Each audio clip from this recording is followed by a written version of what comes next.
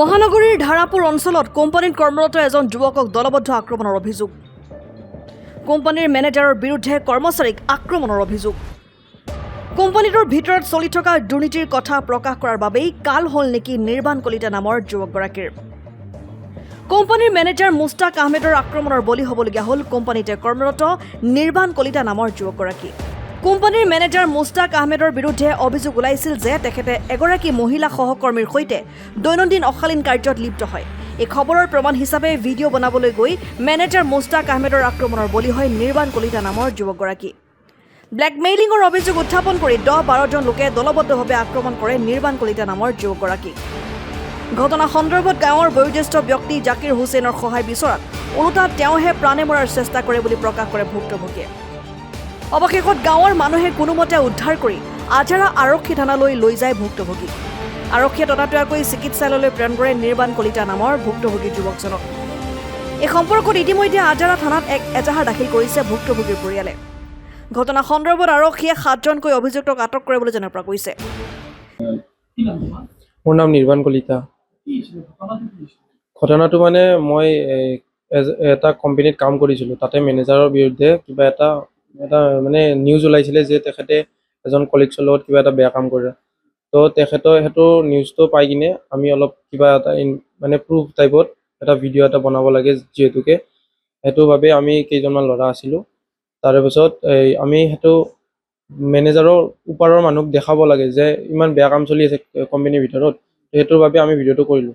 সেইটো কেছ গ'ল। তাৰপাছত মোক যোৱা পৰহি এজন ল'ৰাই, চাইদুল বুলি কয়, মোৰ লগৰে ল'ৰা, তেখেতে মোক ফোন কৰিছে যে কিবা এটা কথা ক'ব লাগে বুলি কৈ কিনে মোক তেখেতৰ বাটত ৰখিব দিছে আৰু ঘৰৰ কাষত। মই এতিয়া ডিউটিত মোৰ লগৰ লগত যোৱা নাছিলোঁ, মই অকলে গৈছিলোঁ। তো মই সেইবাবে মই তাতে ৰখিলোঁ। সিয়াৰ বাটত ৰখাওঁতে এজন বেলেগ ল'ৰা মোৰ স্কুটিত কৈছে যে চৈদুল আগত দেখি আছে, তালৈ গ'লোঁ। যাৰ পিছত মোৰ পিছেদি মেনেজাৰজন আহিলে, যাৰ বিৰুদ্ধে আমি এইটো কৰিছিলোঁ।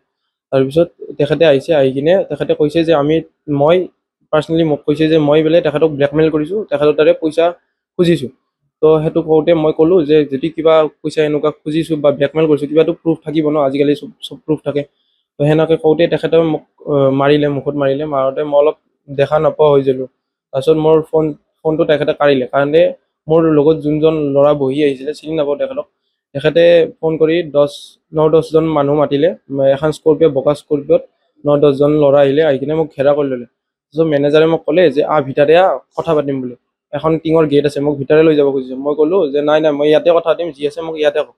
সেনেকৈ ক'লোঁ। কোৱাৰ পিছত মোক ৰাউণ্ড হৈ কিনে তেখেতলোকে মোক মাৰিলে। কোনোবাই পিছেদি মাৰিলে, কোনোবাই আগেদি মাৰিলে।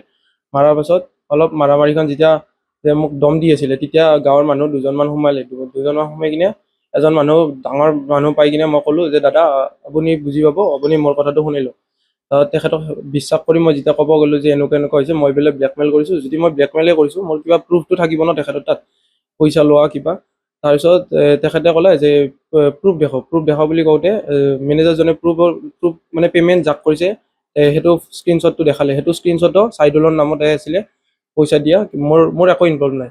তো তেখেতে সেইটো বুজি নাপালে। তেখেতে কৈছে নাই ইয়াক এনেকৈ ব্লেকমেইল কৰা বুলি কৈছে, যিহেতুকে ইয়াক মাৰিয়ে পেলো এনেকৈ কৈছে। আৰু কৈছে যে ইয়াক এতিয়া মাৰ, নহ'লে পিছকলৈকে আৰু বেলেগ বিপদ কৰিব, ইয়াক মাৰিয়ে পেলো, আমি পেল দিম ইয়াক, এনেকৈ কৈছে। কৈ কিনে মোক কেইজনমানে মাৰিছে। তাত মোৰ বন্ধু এজনে তাতে মোক দেখা পাই মোক বাচাব যাওঁতেও তেখেতক সোমাব দিয়া নাই, মানে ভিতৰে সোমাব দিয়া নাই। আৰু তেখেতক কৈছে যে তই বাচাব আহিছ, তোকো মাৰিম, এনেকৈ কৈছে। মাৰিম বুলি কৈ কিনে মোক বুকুত ধৰি কিনে বুকুতো ঘুচিয়াইছে। ঘুচিয়াৰ পিছত মোক কেইজনমান ল'ৰা যাই কিনে তাৰ পৰা ওলাই আনি কিনে মোক আজাৰা থানাত লৈ গৈছে। আজাৰা থানাৰ পৰা মোক হস্পিটেলত প্ৰেফাৰ কৰিছে, হস্পিটেলত গৈছে, বমি কৰিলোঁ। ঘুচিয়াইছিলে, পিছতো ঘুচিয়াইছে, বুকুতো ঘুচিয়াইছে আৰু মুখত ঘুচিয়াইছে, ভৰিতো মাৰিছে। অলপ 9-10জন ল'ৰা আছিলে, আৰু বাইকতো আহিছিলে 2-3জন, আৰু মাৰাৰ চেষ্টা কৰিছে। আৰু গাঁৱৰ মানুহো আছিলে।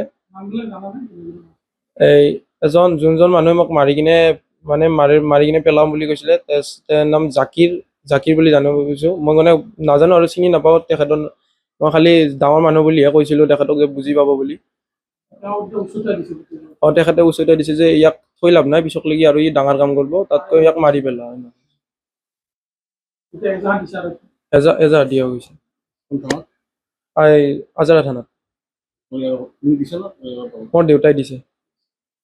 মলয়া কলিতা মই এটাই বিচাৰোঁ মোৰ ল'ৰাজন মানে যাতে ন্যায় পাই দোষীয়ে শাস্তি পায় আৰু যেন এনেকুৱা আৰু বেলেগত যেন এনেকুৱা আমাৰ দৰে হেৰিবিলাকত যেন এনেকুৱা আৰু দ্বিতীয়বাৰ নহয় সেয়া আৰু বিচাৰোঁ আৰু সেইখিনি আৰু মই যিখিনি কষ্ট পালোঁ মোৰ ল'ৰা ইমান কষ্ট কৰি মই ডাঙৰ কৰিছোঁ গোটেই ল'ৰাটোৱে সেইখিনি কষ্ট পোৱাটো মই বিচৰা নাছিলোঁ আজি মোৰ ল'ৰা যদি শেষ হৈ গ'ল মই ক'ত পালোঁ হয় তেনেকুৱা আৰু মোৰ বহুত মানে দুখ আৰু এইটোৰ পৰা তো সেইটো যেন বিচাৰ কৰি কেনে উচিত শাস্তি দিয়ে আৰু দোষী সেইটোৱে বিচাৰোঁ আৰু তাৰ ভৱিষ্যত আছে আৰু এজন ল'ৰা আছে মোৰ দুজন ল'ৰা যদি দুজনকে যেনেকৈ এনেকুৱা আৰু যেনে একশ্যন কোনেও ল'ব নোৱাৰে সেইখিনি মোক লাগে আৰু ব্যৱস্থা দিছোঁ সেইবিলাক হৈ গৈছে আৰু সম্পূৰ্ণ ভৰসা আছে তেওঁলোকে জানো উচিত বিচাৰ কৰিব বুলি মোৰ বিশ্বাস আছে আৰু হাজাৰ জনক এৰেষ্ট কৰিছে আৰু 7জন ল'ৰাক এৰেষ্ট কৰিছে বুলি কৈ কৈছে কি বিচাৰা তুমি কি ন্যায় বিচাৰা মই মানে যদি আজি মোৰ লগত এনেকুৱা হৈছে মোৰ লোকেল জেগাত মানে ধাৰাপুৰটো মোৰ লোকেলে জেগা মোৰ লগত যদি এনেকুৱা হৈছে বেলেগৰ লগতো হ'ব পাৰে